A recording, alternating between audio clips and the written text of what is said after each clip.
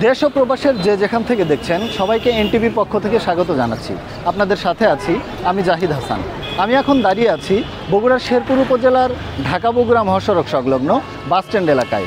মূলত এখানে আদিবাসীদের একটি সংগঠনের পক্ষ থেকে কিন্তু একটি মানববন্ধনের আয়োজন করা হয়েছে।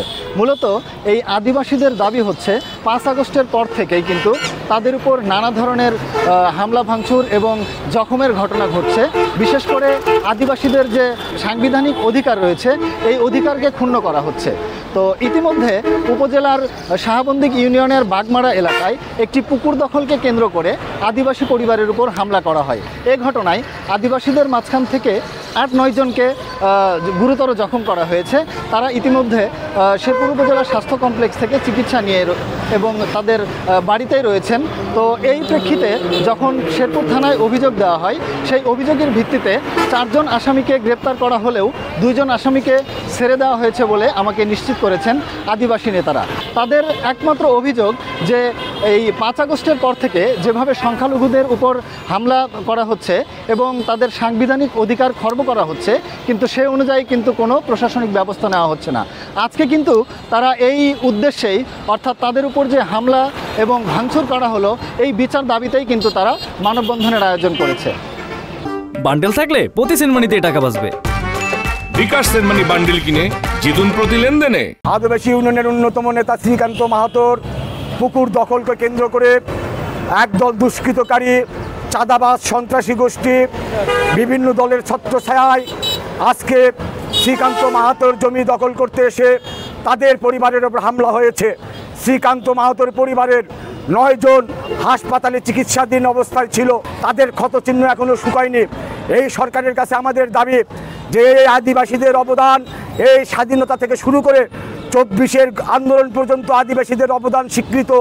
এই আদিবাসীদের স্বপ্ন ছিল তারা সাংবিধানিক অধিকার ফিরিয়ে পাবে, তারা তাদের জমি, তাদের পুকুর, তাদের সম্পত্তি দখল মুক্ত থাকবে, তাদের সম্পত্তি কোনো সন্ত্রাসী বাহিনী দখল করতে আসবে না, একটা সাম্যের সমাজ হবে, একটা অসাম্প্রদায়িক সমাজ হবে, একটা বৈষম্যহীন সমাজ হবে। সেই দাবিটাই ছিল আদিবাসীদের।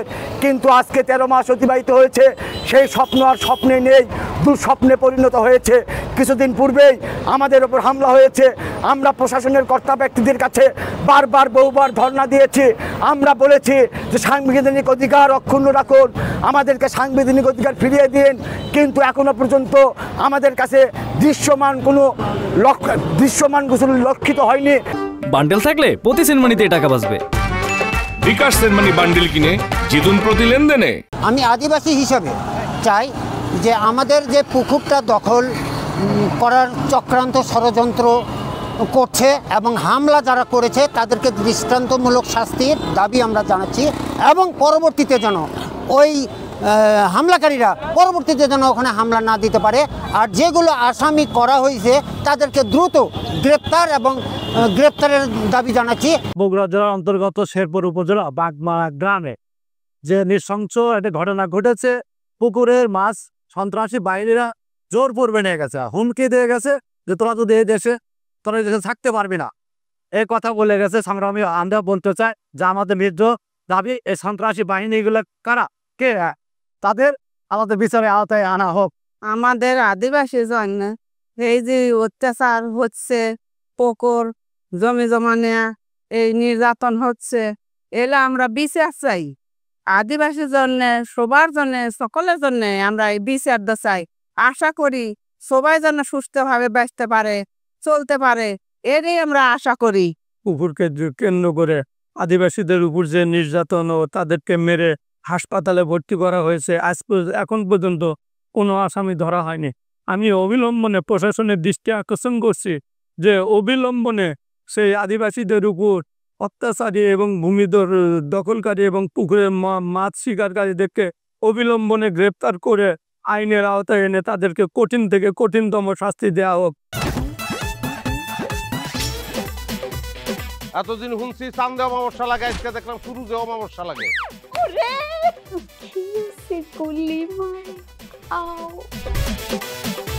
আপনার নামটা? আমার নাম লাবণ্য। এটা ধরেন। এইটা কি? সোলেমানি আংটি। ভয় পেলে নাকি সিরিয়াস? আমগো চোখে তো এখন কাঠের চশমা। দুইটা খেজুর কাটা নিয়ে চক্ষু দুইটা উঠানো হইলে আমারে দান করে দিন। কারো পৌষ মাস আর কারো সর্বনাশ। নাই রে নাই, আমার বাপে নাই। এই হারামজাদা হাতে কি গ্রামের মাসে তোর আটকা জলিল কর। এই আমার ঘরে তিনটা বউ এতিম হয়ে যেতাম। বস্তালো আবার ঢুকা। এই